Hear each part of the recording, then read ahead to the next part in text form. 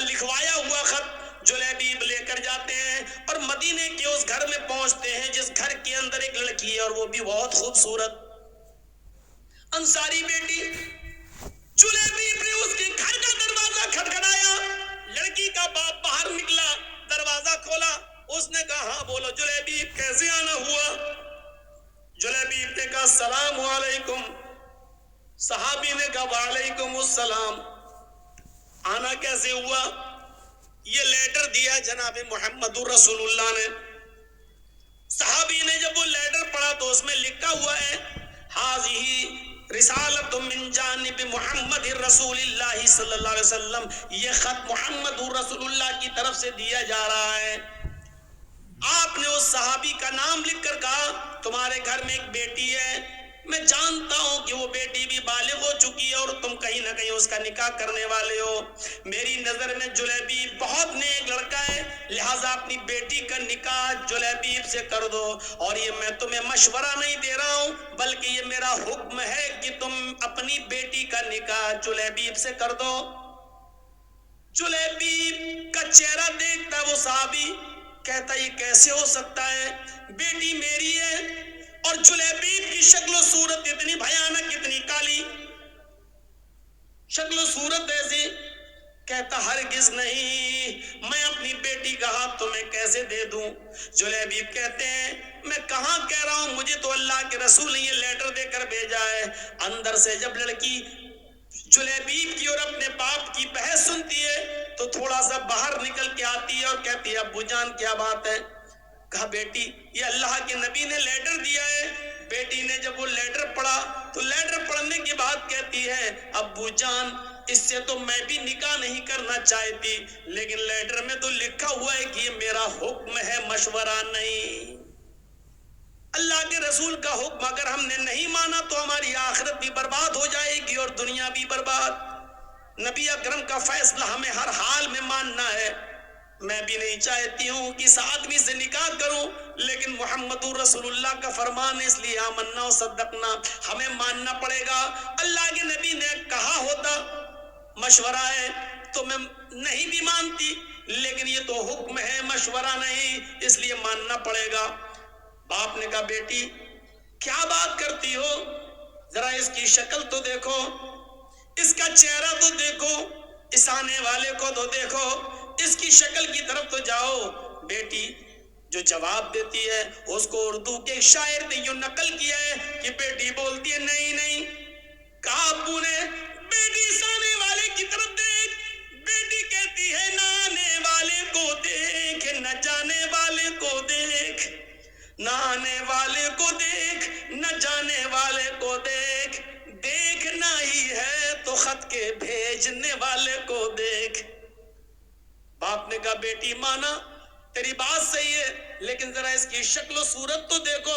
بیٹی تو کیسے اس کے ساتھ رہے گی؟ بیٹی کہتی ہے مانا کی شکل ہے اس کی بدصورت, مانا کی شکل ہے اس کی بدصورت اور جسم ہے اس کا ماند. مانا کی شکل ہے اس کی بدصورت اور جسم ہے اس کا ماند, مگر خط کا بھیجنے والا تو ہے 14ویں کا چاند. مجھے اس سے کیا مطلب, مجھے تو حکم رسول کی پابندی کرنا ہے, جناب محمد رسول اللہ کی بات ماننا ہے. پھر لڑکی کا باپ مجبور ہوتا ہے بیٹی اگر تو تیار ہے تو پھر میں بھی تیار ہوں, میں بھی اپنی آخرت برباد نہیں کرنا چاہتا. اور اس باپ نے اپنی بیٹی کا نکاح اللہ کے رسول کے بھیجے ہوئے اس قاسم حضرت جلیبیب سے اپنی بیٹی کا نکاح کر دیا. اس بیٹی کا بیان ہے کہ جلیبیب سے اللہ کے نبی نے مجھے جو نکاح کرایا ہے, اس جلیبیب نے مجھے اتنا پیار دیا, اتنا پیار دیا کہ میری زندگی ایک مثال بن گئی. جلیبیب کے ساتھ میرے نکاح میں اللہ نے وہ برکتیں رکھی تھی, وہ برکتیں رکھی تھی جس کا تصور ہم نہیں کر سکتے تھے. تو میرے پیارے ساتھیوں, حکم رسول دیکھو, شادی کے اندر آسانیاں پیدا کرو, اپنی بچیوں کے لیے بھی اور اپنے بیٹوں کی شادیوں میں بھی آسانیاں پیدا کرو. اللہ کے نبی نے فرمایا سب سے بابرکت نکاح وہ ہے جس کے اندر خرچہ سب سے کم ہو. حدیث دیکھ رہے ہیں, سب سے بابرکت نکاح وہ ہے, سب سے زیادہ برکت والا نکاح وہ ہے جس میں خرچہ سب سے کم ہو. اس کا الٹا مفہوم کیا ہوگا؟ آپ نے کبھی سوچا؟ اس کا الٹا مفہوم نکالو تو کیا ہوگا؟ سب سے زیادہ برکت والی شادی وہ ہے جس میں خرچہ سب سے کم ہو. تو اس کا مطلب کیا ہوا؟ جس شادی میں خرچہ جتنا زیادہ ہوگا اس شادی میں برکت اتنی ہی کم ہوگی. آج دیکھ لو، بڑے بڑے خرچ کرنے والے اور بڑے بڑے میرج ہال بک کرنے والے، لاکھوں روپے کا ڈیکوریشن کرانے والے، بڑے بڑے میرج ہال بک کرا کے اپنی بیٹیوں کی شادی کرنے اور بیٹوں کی شادی کرانے والوں کو آپ دیکھو گے شادیاں زیادہ دن ٹکتی نہیں ہیں، فوراً 1-2 سال کے بعد طلاقوں کی نوبتیں آ جاتی ہیں. کیوں؟ برکت کیوں نہیں ہو رہی ہے؟ وہ نکاح کا تصور ہی ختم ہو گیا ہے. اللہ کے نبی کے زمانے کا نکاح دیکھیے آپ، آپ تصور کریں گے ایسا نکاح؟ ایک عورت آئی اور اللہ کے نبی کے پاس آ کر بیٹھ گئی. اس کے نہ باپ تھے، نہ بھائی تھا، کوئی نہیں تھا، چچا کوئی نہیں تھا. اب وہ چاہتی تھی کہ میں اللہ کے رسول کی بیوی بن جاؤں، میرا نکاح اللہ کے رسول کے ساتھ ہو جائے.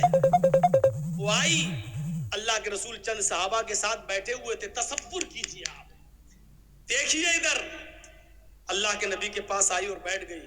اللہ کے نبی نے کہا کیوں، تم کیسے آئی ہو؟ تو کہتی ہے انی احب لک، اے اللہ کے رسول میں اپنے آپ کو ہبا کر رہی ہوں، یعنی میں آپ کے ساتھ نکاح کرنا چاہتی ہوں. اللہ کے نبی خاموش رہے. اس نے دوبارہ کہا، آپ پھر خاموش رہے. اس نے تیسری بار کہا اللہ کے رسول میں آپ سے شادی کے لیے آئی ہوں، نکاح کرنا چاہتی ہوں. تو صحابی بیٹھے ہوئے تھے بغل میں، کہتے ہیں اللہ کے رسول یہ عورت 3 بار کہہ چکی میں آپ سے نکاح کرنا چاہتی ہوں، آپ کچھ بول ہی نہیں رہے. ارے کرنا ہو تو کریے، نہیں کرنا ہو تو جواب دے دیجئے. آپ نے کہا کہ نہیں میں تو نہیں کر سکتا، میری کافی ہے، اب مجھے ضرورت نہیں ہے کسی اور بیوی کی، اب میں شادی نہیں کر سکتا.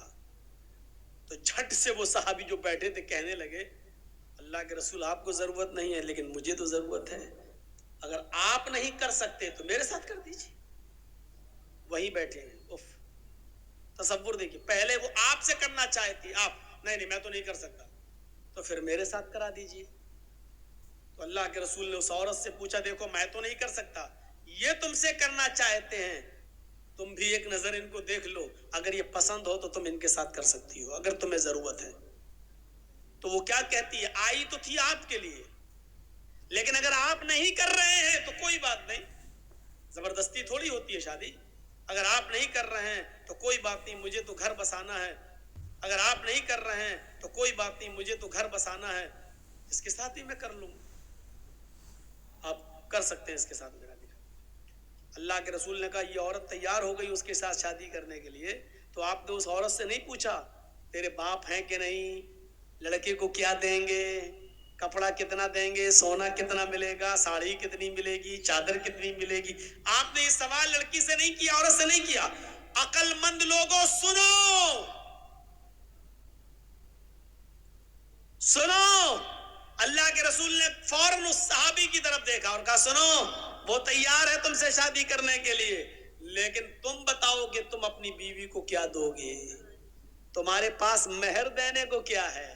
سب سے پہلا سوال صحابی سے، وہ تیار ہے لیکن نکاح بغیر مہر کے نہیں، پہلے یہ بتاؤ کہ تم اپنی بیوی کو مہر کیا دو گے. تو مہر کا نام سنا تو فوراً کہنے لگا ما عندی شیئن، جب کچھ ہے ہی نہیں تو دوں گا کیا. کیا یہ تصور کر سکتے ہیں آپ شادی کا؟ اس کے پاس کچھ نہیں اور شادی کرنا چاہ رہے ہیں. کیا ہمارے پاس ہے؟ ہم لوگ کیا کہتے ہیں، پہلے اپنے پیروں پہ کھڑے ہو جاؤ پھر شادی کریں گے، پہلے گھر تو بنوا لو، پہلے کاروبار تو کر لو، پہلے کوئی بزنس تو کر لو، پہلے نوکری تو لگ، بعد میں شادی کریں گے، آ گئی تو کھلائیں گے کیا. اللہ کے رسول نے اس صحابی سے پوچھا کہ تم مہر کیا دو گے، کہنے لگے کچھ نہیں ہے میرے پاس. اللہ کے نبی نے فرمایا جاؤ اپنے گھر میں تلاش کرو، شاید کوئی چیز مل جائے مہر دینے کے لیے. کہا ہاں ٹھیک ہے جا رہا ہوں. گیا گھر، اپنی ماں سے، اپنی بہن سے اور جو گھر میں ہوتے ان سے پوچھا کہ کچھ ہے، سب نے جواب دیا کچھ نہیں ہے. کہا کیوں؟ کہ شادی کرنا چاہتا ہوں، مہر دینے کے لیے کچھ نہیں ہے، گھر میں بہت کچھ ڈھونڈا چاہتا، کچھ نہیں ملا. آیا کہا اللہ کے نبی صلی اللہ علیہ وسلم گھر میں نے بہت کچھ ڈھونڈا، کچھ ملا ہی نہیں، ہے ہی نہیں، میں کیا دوں گا، ہے ہی نہیں میرے پاس مہر دینے کو. اللہ کے نبی صلی اللہ علیہ وسلم نے پھر اس کو دوبارہ بھیجا. حدیث کے الفاظ دیکھیے، آپ نے کہا التمس خاتما من الحدید، لوہے کی انگوٹھی ہی مل جائے تو وہی لے آؤ، سونے کی نہیں، چاندی کی نہیں، لوہے کی انگوٹھی.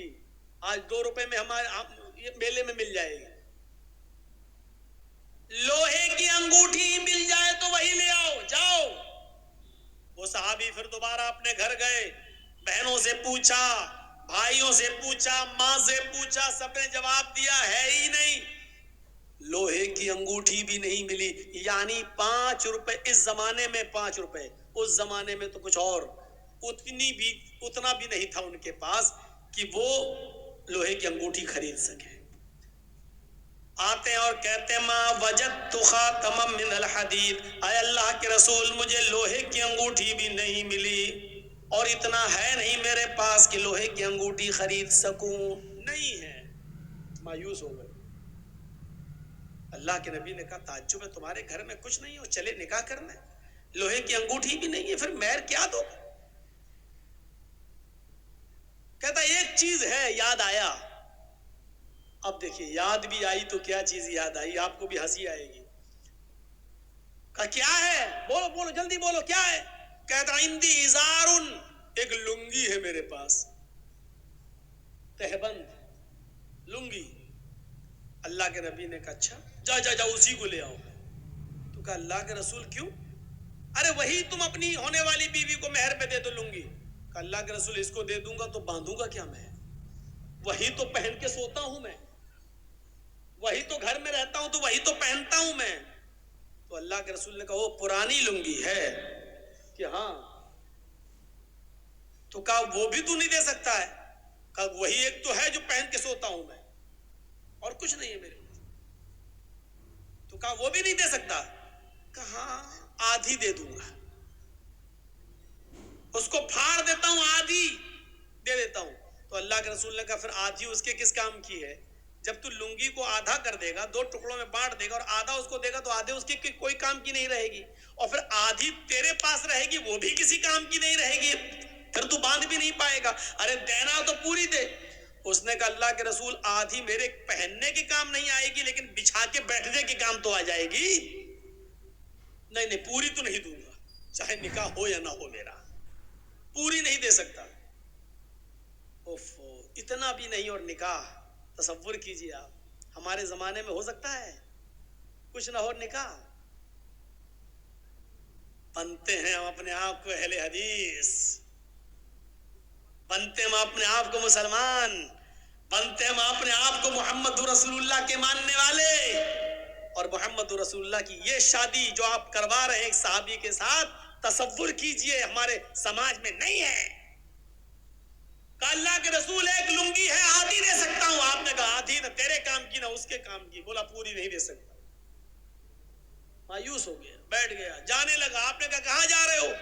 جا رہا ہوں کھیتی کروں گا، کچھ باڑی کروں گا، کھیتی باڑی کروں گا، جا رہا ہوں، ہل چلاؤں گا، کھیت جوتوں گا، کام کروں گا، محنت کروں گا. کیا کروں گا یہاں؟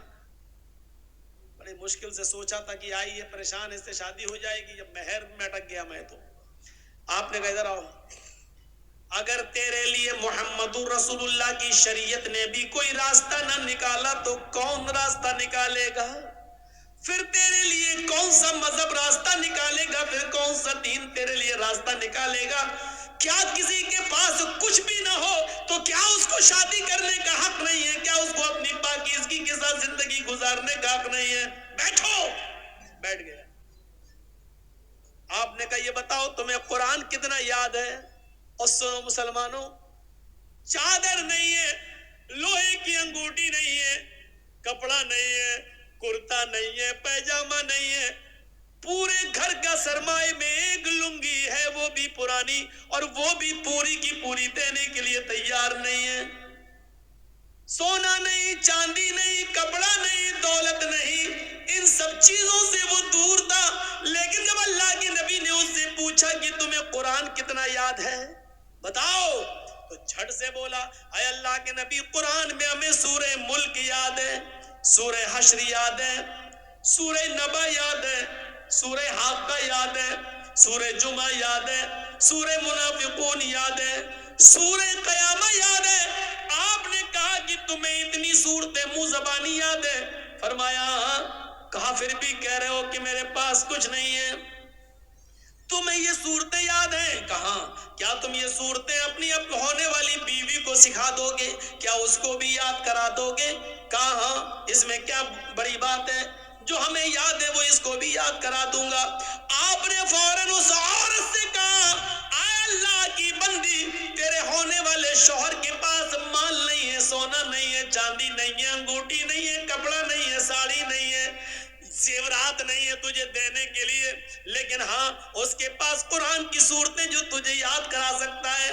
کیا میں انہی قرآن کی صورتوں کو مہر بنا دوں اور یہ مہر تو قبول کر لے, یہی صورتیں تیری مہر ہو جائیں؟ یعنی تیرا شوہر تجھے یہ صورتیں یاد کرا دے, تیرا پتی تجھے یہ صورتیں یاد کرا دے اور تو اسی کو اپنا مہر مان لے. کیا یہ ممکن ہے؟ کیا تو ایسا کر سکتی ہے؟ کیا مہر میں تو ان صورتوں کو لے سکتی ہے؟ چیخ پڑی اے اللہ کے نبی بس کیجئے, بس کیجئے. جس عورت کی نکاح میں قرآن کی صورتیں مہر بن جائیں, جس عورت کی نکاح میں قرآن کی آیتیں, قرآن کی صورتیں مہر بن جائیں, اس سے زیادہ بابرکت نکاح کس کا ہو سکتا ہے؟ اس سے زیادہ خیر و برکت والا نکاح کس کا ہو سکتا ہے؟ پھر اللہ کے نبی صلی اللہ علیہ وسلم نے کھڑے ہو کر نکاح پڑھا دیا اور اس عورت کو خود قاضی بن گئے.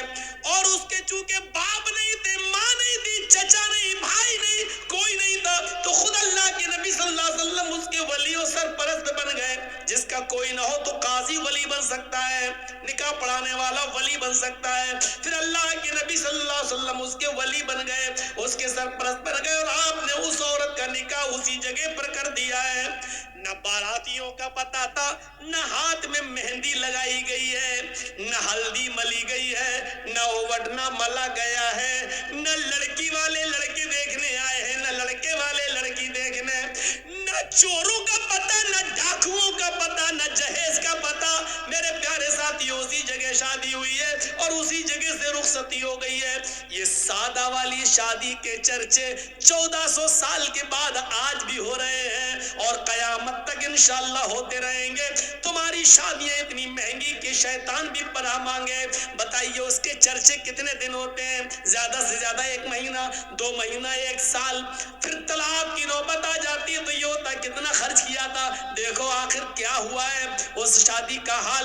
میرے بھائیوں, اتنی سنجیدگی کے ساتھ کی گئی شادی کے چرچے 1400 سال کے بعد ہو رہے ہیں اور قیامت کی صبح تک ہوتے رہیں گے, کیونکہ ہمیشہ سادگی کے چرچے ہوتے ہیں, ہمیشہ سادگی مثال بنتی ہے, ہمیشہ سمپلٹی مثال آئیڈیل بنتی ہے. میرے بھائیوں, شہرت اور ریا نمود میرے بھائیوں آئیڈیل نہیں بنتی ہے. نکاح آسان کرو, نکاح آسان کرو.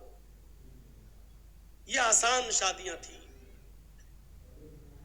ہیرو ہونڈا, یاما, اور آج کل کون کون سی چلنے لگی, اپاچے. ہم تو چلانا بھی نہیں جانتے, اس لیے ہمیں تو گاڑیوں کے بس 3-4 ہی کے نام یاد ہیں. یہ سب گاڑیاں آج چل رہی ہیں اور مانگ رہے ہیں, اور پھر اس گاڑی پہ بیٹھ کے ایسے جاتا دماغ, شرم بھی نہیں آتی ہے اس بھیک میں ملی ہوئی گاڑی پر بیٹھنے میں. اور انٹرنیشنل فقیر بنا بیٹھ کے چلا رہا, پھر بھی شرم نہیں آ رہی. کیسے تیرا ضمیر کیسے گوارا کر لیتا ہے اس گاڑی پر بیٹھنے پر؟ تیرا دل کیسے برداشت کر لیتا ہے سسر کی طرف سے بھیک میں ملی ہوئی اس گاڑی پر بیٹھنے پر؟ مولانا جرجیز بھگو بھگو کے مار رہے ہیں. کیسے ضمیر گوارا کر لیتا ہے؟ اب ہاں یار, ارے گاڑی کب لی نہیں ملی ہے, کس شادی میں ملی, شادی میں. فخر سے کہہ رہا ہے, ابے یہ بول بھیک میں ملی ہے, یہ کیوں کہتا ہے شادی میں ملی ہے, یہ کیوں کہتا ہے جہیز میں ملی ہے, یہ کیوں نہیں بولتا ہے مجھے میرے سسر نے انٹرنیشنل بھکاری سمجھ کے بھیک میں دی ہے؟ صحیح جملہ یہ ہے, یہ بولنا چاہیے تھا. سچ بولنے میں شرم آتی ہے, سچائی کڑوی ہوتی ہے نا. یہ بولو, سب سے زیادہ سٹیک جملہ یہی ہے. آپ ہنسیے مت، کتنے مولوی بھی اسی میں ننگے ہیں. ہم جیسے بہت سے مولوی بھی اسی فہرست میں آتے ہیں، وہ بھی موٹر سائیکل مانگتے ہیں. ہم انٹرنیشنل فقیر سب کو بول رہے ہیں، جس نے مانگی ہے اور جس کو ملی اس کو بول رہے ہیں. سب تحفے میں ملی. کیا نام دیا جاتا ہے شادی میں؟ لڑکی کے باپ نے لڑکے کو تحفے میں دی ہے. بس آپ تو پھر پولیس والوں کو ہم جو 100-200 روپے دے دیتے ہیں ٹرک آگے بڑھانے کے لیے، پھر اس کو رشوت کیوں کہتے ہو؟ اس کو بھی کہو کہ پولیس کو ہم نے تحفہ دیا ہے اور ہمارا ٹرک چھوڑ دیا ہے. پھر نام بدل دینے سے میں نے پہلے کا حیثیت نہیں بدل جاتی ہے. بھیک کا نام تحفہ رکھ دو تو وہ بھیک بھیک ہی رہے گی، تحفہ نہیں ہو جائے گا. رشوت کا نام تحفہ رکھ دو، رشوت رشوت ہی رہے گی، تحفہ نہیں ہو جائے گا. شراب کا نام دوا رکھ دینے سے دوا نہیں ہو جائے گی، وہ شراب ہی رہے گی. یاد رکھیے گا، حیثیتیں نہیں بدلتی ہیں، حیثیتیں. ہمیں اس بات کو سوچنا پڑے گا، اس بات پر غور کرنا پڑے گا. اس لیے پھر کہتا ہوں میرے بھائیوں، شادیوں کے اندر آسانیاں پیدا کرو. آسانیاں یہ سماج کے سدھارنے کے لیے بہت ضروری ہے. ورنہ دیکھ لو جہیز کی وجہ سے کتنی لڑکیاں ماری گئی، کتنی لڑکیاں بیچی گئی، کتنی لڑکیاں نیلام ہوئی. میں اس طرف نہیں جانا چاہتا ہوں. اس طرف جائیں گے تو رات بیتے گی اور اس کے علاوہ کچھ نہیں. میرے پیارے ساتھیوں، آپ ان پرانی داستانوں کو بھی پڑھیے، ان داستانوں کو بھی پڑھیے، ان داستانوں کو بھی پڑھیے اور سنیے. تو اب آئیے تیسری آیت کی طرف. 2 آیتیں میں نے پڑھی. پہلی وَلَقَدْ كَرَّمْنَا بَنِي آدَم، اور دوسری یا ایھا الناس اِنَّا خَلَقْنَاكُم مِّن ذَكَرٍ وَأُنثىٰ. ہم نے ساری انسانیت کو ایک ہی ماں ایک ہی باپ سے پیدا کیا، ایک ہی مرد سے ایک ہی عورت سے پیدا کیا. تمہارا باپ ایک ہے، تمہاری ماں ایک ہے. کوئی چھوٹا نہیں ہے، کوئی بڑا نہیں ہے. کلکم من آدم وآدم من تراب. تم سب آدم کی بیٹی اور آدم مٹی سے بنے تھے. تم سب مٹی کی اولاد ہو، مٹی کے ہو. غور کیجئے، اس جملے نے سب کو کھدیڑ کر رکھ دیا ہے. تم بادشاہ ہو پھر بھی مٹی سے، ہم فقیر ہیں پھر بھی مٹی سے. ہماری اور تمہاری پیدائش میں فرق نہیں ہے. تم بھی مٹی سے بنے ہو، ہم بھی مٹی سے. تم بادشاہ ہو، ہم فقیر ہیں، لیکن تمہارا باپ بھی آدم اور ہمارا باپ بھی آدم. تمہاری ماں بھی حوا اور ہماری ماں بھی حوا. اس جملے نے بادشاہ کو نیچے لا کر کھڑا کر دیا اور ایک غریب کو ہمت دی کہ ہم بھی بادشاہ کے مقابلے میں اس کے بھائی ہیں. میرے بھائیوں، فقیر کو، غریب کو بادشاہ کے مقابلے میں لانے والا اگر کوئی جملہ ہے تو یہی جملہ کلکم من آدم و آدم من تراب. تم سب آدم کے بیٹے، تم سب کلکم من آدم، تم سب آدم کی اولاد ہو. وہ آدم من تراب، اور آدم مٹی سے پیدا ہوئے تھے، لہذا تم سب مٹی سے پیدا ہوئے ہو. میرے بھائیوں، اس جملے نے فقیر کو بادشاہ کے صف میں لا کر کھڑا کر دیا اور بادشاہ کو بھی سوچنے پر مجبور کر دیا کہ میں فقیر سے افضل نہیں ہوں. اور یہی وجہ ہے کہ بادشاہ اپنے دربار میں اونچی کرسی پر بیٹھ سکتا ہے. مولوی جرجیس جلسے پہ آئے گا تو اسٹیج لگائے گا، اسٹیج پر بھی کرسی لگے گی، ہم اسٹیج پر کرسی پر بیٹھ سکتے ہیں. لیکن جب مسجد میں جائیں گے تو آپ کے صف میں ہی ہمیں بیٹھنا پڑے گا. نہ ہم بڑے ہوں گے نہ چھوٹے ہوں گے.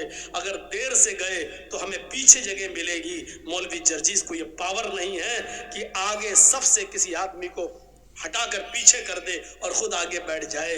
شریعت مولوی جرجیس کو اس بات کی اجازت نہیں دیتی ہے. اپنے اپنے گھروں میں تم بڑے بن سکتے ہو، بنو. میرے گھر میں آنا ہے تو برابر کی حیثیت سے آنا ہے. بادشاہ اور فقیر کو ایک ہی صف میں بیٹھنا ہے. اگر فقیر پہلے آیا ہے تو اگلی صف میں وہ بیٹھے گا، اور بادشاہ بعد میں آیا ہے تو پچھلی صف میں وہ رہے گا. بادشاہ کسی بھیک مانگنے والے بھکاری، کسی رکشہ چلانے والے محنت اور مزدور کو اگلی صف سے اٹھا کر پیچھے نہیں کر سکتا ہے. یہ پاور اللہ تعالیٰ نے ایک بادشاہ کو بھی نہیں دیا، سعودیہ کے حکمراں سلمان کو بھی نہیں دیا ہے. میرے بھائیوں، کہ وہ خانہ کعبہ میں آئے اور مسجد نبوی میں جائے تو اگلی صف میں بیٹھے ہوئے کسی غریب کو ہٹا کر وہ آگے آ جائے. اللہ تعالیٰ نے یہ حق سعودیہ کے بادشاہ تک کو نہیں دیا ہے، کیونکہ یہ اللہ کا گھر ہے، تمہارے باپ کا گھر نہیں ہے جہاں تم بڑے بن سکتے ہو. یہ اسٹیج نہیں ہے جہاں مولوی جرجیس کرسی پہ بیٹھ سکتا ہے. یہ میرا گھر ہے میرے گھر میں آؤ گے تو برابر کی حیثیت سے آؤ گے، اور جب نماز پڑھو گے تو اپنے بغل سے کسی مزدور کو ہٹا نہیں سکتے۔ صاحب رکشہ چلانے والا میرے بغل میں، اے ہٹ، چل تو ادھر جا، اے بھائی ادھر آؤ، تم اچھا بزنس کرتے، ادھر آؤ، چل بیٹھ، تیرے کپڑے پرانے، ہٹ ادھر چل۔ آپ نہیں ہٹا سکتے ہو، نہیں، تمہیں اسی کے بغل میں کھڑا ہونا ہے۔ اللہ اکبر کہے گا امام، اور تمہیں بھی اللہ اکبر کہہ کر ہاتھ باندھنا ہے۔ امام کہے گا اللہ اکبر، تمہیں رکوع میں جانا، اس کو بھی رکوع میں جانا ہے، سجدے میں بھی تمہیں اس کے ساتھ سجدے میں جانا ہے۔ یہیں پر وہ منظر نظر آئے گا، ایک ہی صف میں کھڑے ہو گئے محمود و ایاز، ایک ہی صف میں کھڑے ہو گئے محمود و ایاز، نہ کوئی بندہ رہا نہ کوئی بندہ نواز۔ میرے بھائیوں، یہ اسلام کی پوتر شکشا ہے، یہ اسلام کی پاکیزہ تعلیم ہے کہ تم سب ایک ہی باپ کی اور ایک ہی ماں کی اولاد ہو۔ ڈاکٹر بھیم راؤ امبیڈکر نے جب یہ پڑھا کہ برہما نے اپنے منہ سے برہمن کو پیدا کیا اور پیروں سے شودر کو، تو ڈاکٹر امبیڈکر چونکہ ہریجن تھے، نیچی ذاتی کے تھے، شودر تھے، ان کو یہ تعلیم پسند نہیں آئی، انہوں نے ہندو دھرم کو طلاق دے دیا، اسلام قبول کر لیا۔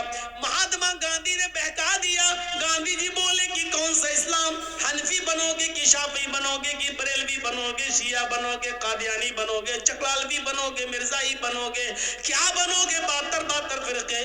ڈاکٹر امبیڈکر نے سوچا یہ تو بڑی لمبی داستان ہے، اب ان کو پڑھنا تو بڑا مشکل ہو جائے گا، اس لیے انہوں نے اسلام بھی چھوڑا، پھر بدھ دھرم قبول کر لیا اور بدھسٹ بن گئے۔ میرے بھائیو ذرا غور کرو کہ ہندو دھرم کو لوگوں نے اسی لیے چھوڑا تھا، ڈاکٹر امبیڈکر نے اسی لیے چھوڑا تھا کیونکہ اس میں ذات پات ہے، اونچ نیچ ہے، لیکن یہاں کوئی اونچ نیچ نہیں دیکھی گئی ہے، یہاں اونچ نیچ کا کوئی تصور بھی نہیں پایا گیا۔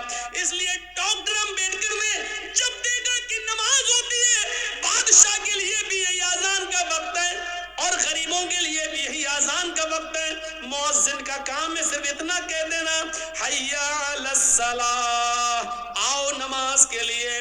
یہی اذان امیر کے لیے بھی ہے، غریب کے لیے بھی ہے، یہی اذان بادشاہ کے لیے بھی ہے، یہی اذان فقیر کے لیے بھی ہے۔ فقیر یہ نہیں کہہ سکتا ہے ابھی بادشاہ نماز پڑھ رہا ہے ہم بعد میں پڑھیں گے، اور بادشاہ یہ نہیں کہہ سکتا ہے کہ یہ غریبوں کے لیے اذان ہو رہی ہے ہمارے لیے الگ سے اذان ہوگی، نہیں نہیں، اللہ کی عبادت کرنے میں سب برابر ہیں، تم بھی آؤ یہ بھی آئے، جس کے دل میں تقوی سب سے زیادہ ہوگا ہماری نظر میں معزز وہی ہوگا۔ میرے بھائیوں، حضرت بلال جو کالے کلوٹے تھے اور جن کو زمین پر پتھر بچھا دیا جاتا تھا، کنکریلی زمین پر جن کو لٹا دیا جاتا تھا، اور ان کی پیٹھ اس گرم زمین گرم کنکریوں کی وجہ سے پھلک پڑ جاتے تھے، اوپر سے سینے پر ان کا بھاری پتھر رکھ دیا جاتا تھا، ایک بار ان کو آگ کے انگاروں پر لٹایا گیا، بہت دنوں کے بعد اللہ کے رسول کے اس دنیا سے گزر جانے کے بعد، حضرت ابو بکر کے اس دنیا سے گزر جانے کے بعد، جب عمر کا زمانہ آیا اور حضرت بلال کسی کنویں پہ نہا رہے ہیں، کسی کنویں پر بیٹھ کر نہا رہے ہیں، ان کی پیٹھ کا وہ حصہ نظر آ گیا جس حصے پر کافروں نے آگ کے انگارے بچھا کر ان کو لٹایا تھا، آگ کے انگاروں سے تپی ہوئی پیٹھ جو بالکل جل چکی تھی۔ حضرت عمر فاروق نے جب اس پیٹھ کو دیکھا، اللہ کے رسول کے گزر جانے کے بعد، ابو بکر کے گزر جانے کے بعد، حضرت عمر جب خلیفہ بنے اور ان کے سامنے جب وہ پیٹھ آئی تو حضرت عمر پیچھے سے جاتے ہیں اور اس پیٹھ پر بوسہ دے دیتے ہیں، اس پیٹھ پر اپنے ہونٹ رکھ دیتے ہیں۔ حضرت بلال نے جو پیچھے مڑ کے دیکھا کہنے لگے امیر المومنین آپ، حضرت بلال جلدی سے غسل کرتے، جب حضرت عمر کے پاس ان سے ملنے کے لیے آتے تو حضرت عمر فاروق نے اپنے سر سے امامہ اتارا، پگڑی اتاری اور جلدی سے اس کو زمین پر بچھا دیا اور کہا بلال آؤ آؤ بلال، اس پگڑی پر بیٹھو، ہمارے سر سے اترے ہوئے اس امامے پر بیٹھو، تمہاری عزت تو جناب محمد رسول اللہ نے کی ہے تو ہم کیوں نہیں کریں گے، یہ ہمارے سردار ہیں، آؤ آؤ۔ میرے پیارے ساتھیو، شکل و صورتوں کی وجہ سے کسی کو عزت نہیں ملتی ہے، عزت تو عمل اور تقوی کی وجہ سے ملتی ہے۔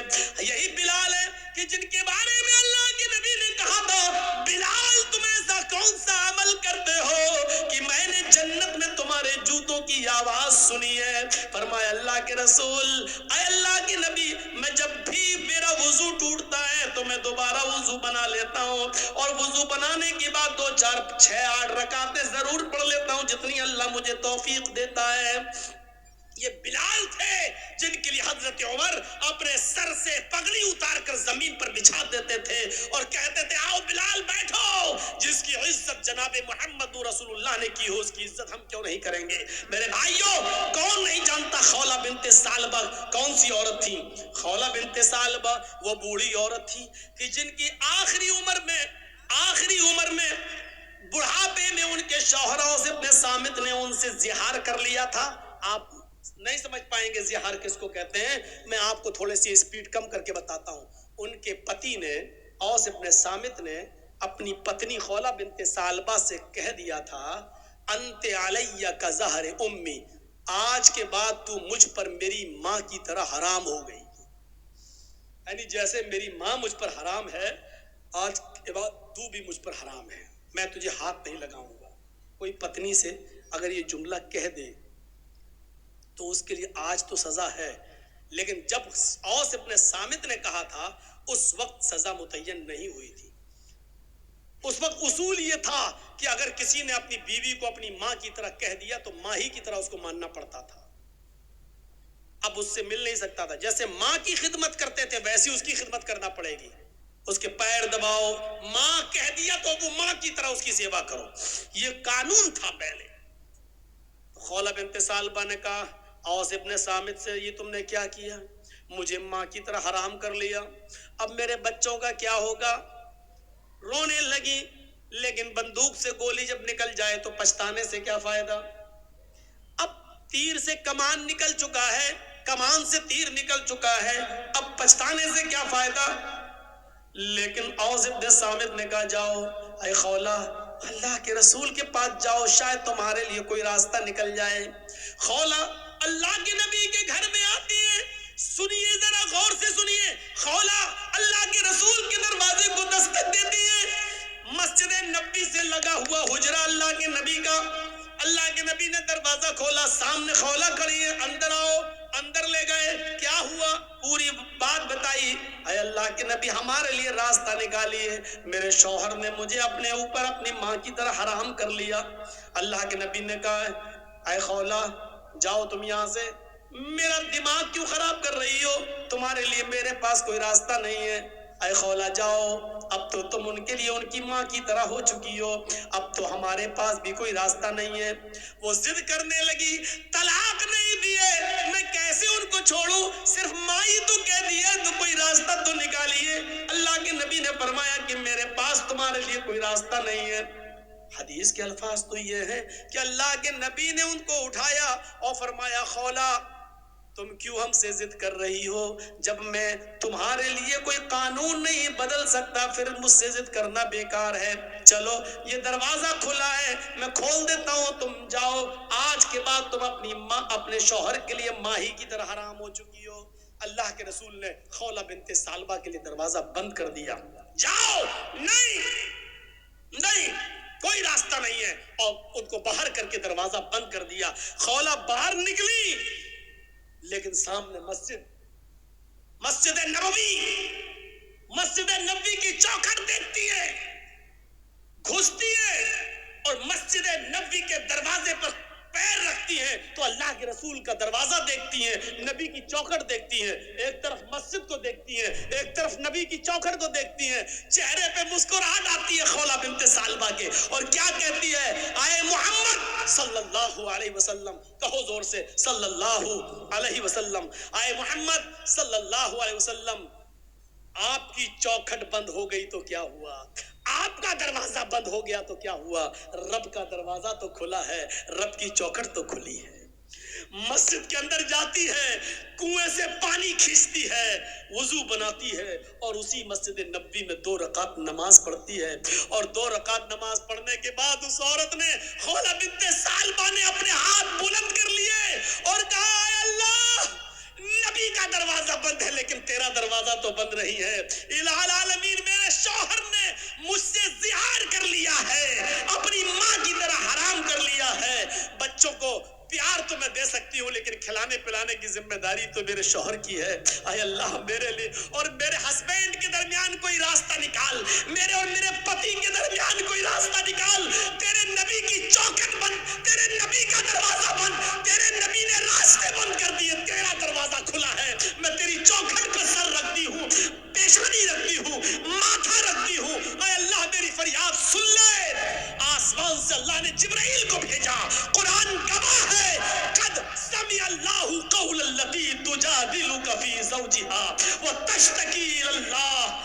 اللہ نے اس عورت کی فریاد سن لی جو آپ سے بحث کر رہی تھی, جو آپ سے تکرار کر رہی تھی اپنے شوہر کے بارے میں, اور مسجد کے کونے میں بیٹھ کر وہ تشتکی الی اللہ, اللہ سے گڑ گڑا رہی ہے, اللہ سے رو رہی ہے. آئے بزرگوں کی چوکھٹوں کو چومنے والوں, آئے مزاروں کی مٹیوں کو چاٹنے والوں, یہ محمد رسول اللہ کا دروازہ جب بند ہوتا ہے تب رب کا دروازہ کھلتا ہے.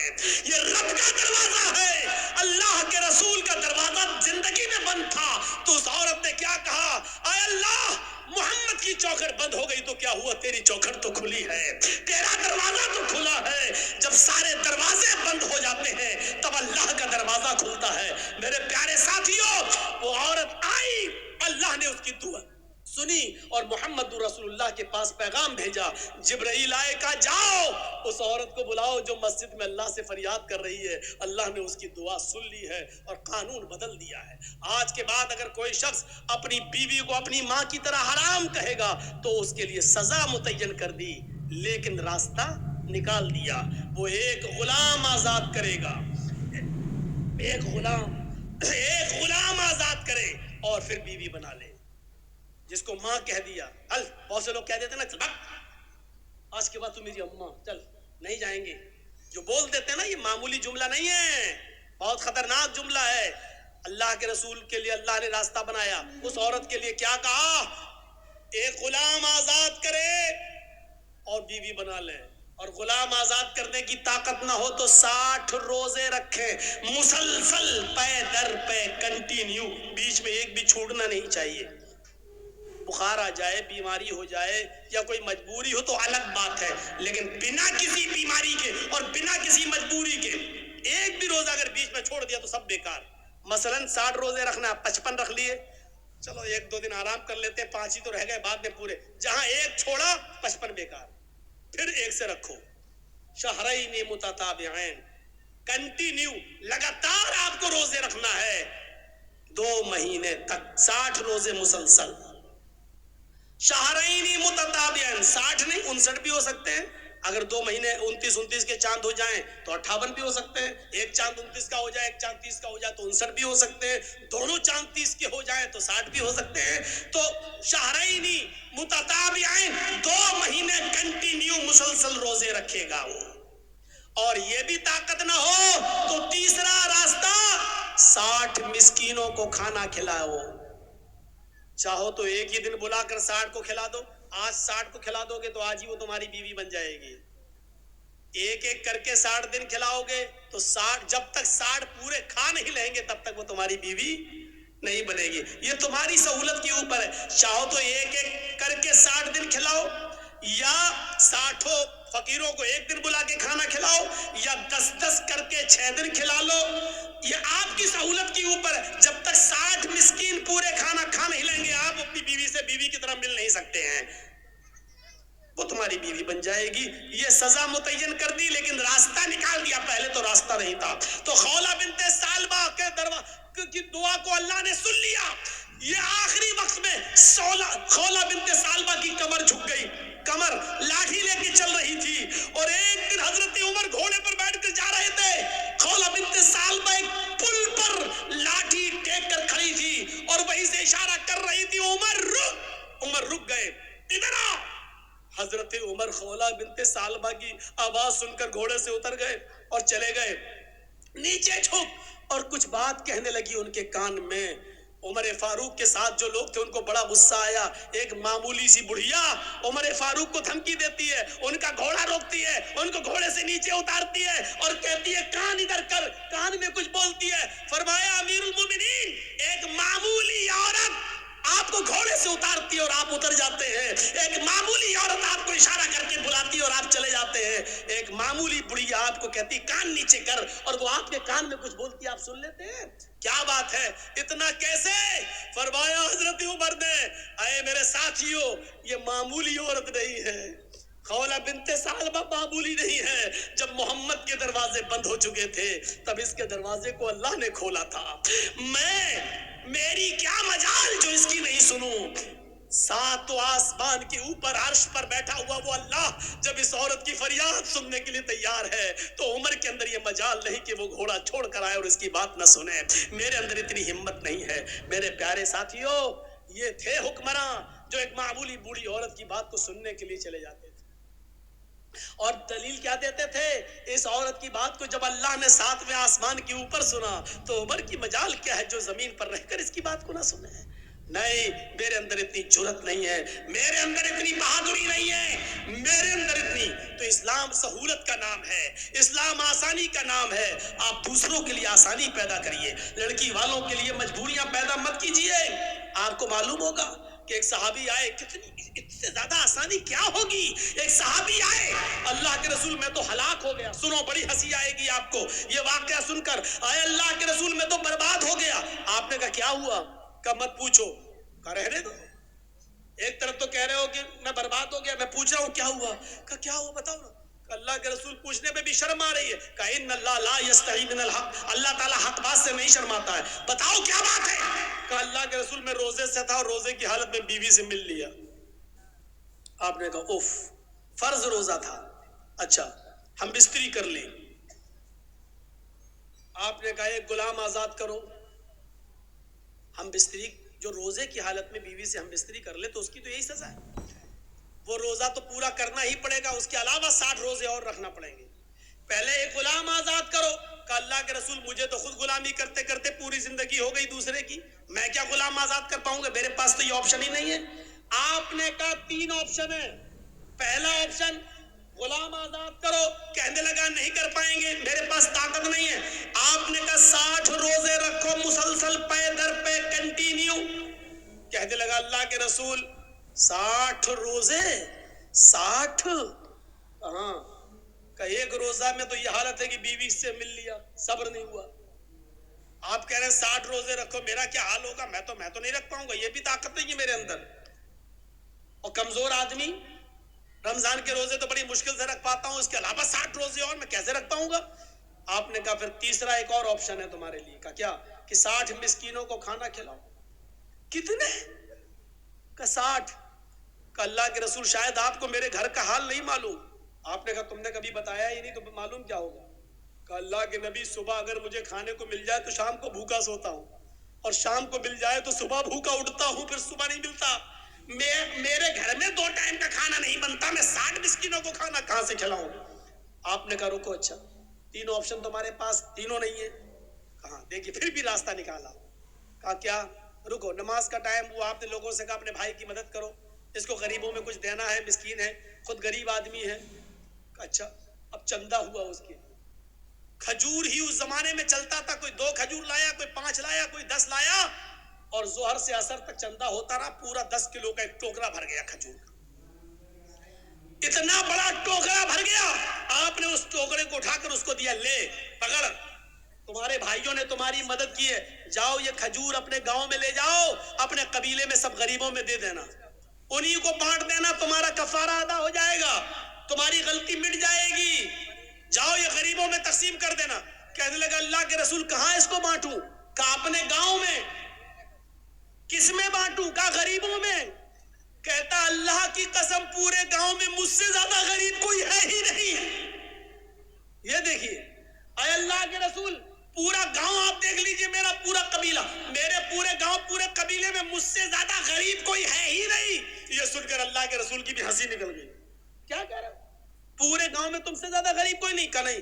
تو جاؤ تم خود ہی لے جاؤ، خود کھا لینا، اپنی بیویوں بچوں کو کھلا دینا، تمہارا کفارہ ادا ہو جائے گا۔ یہ آسانی، جرم بھی کیا، آپشن بھی نہیں ہے تینوں میں سے کوئی ایک، چندہ بھی ہوا اس کے لیے، اور اللہ کے رسول نے کہا جاؤ غریبوں میں بانٹ دینا، تو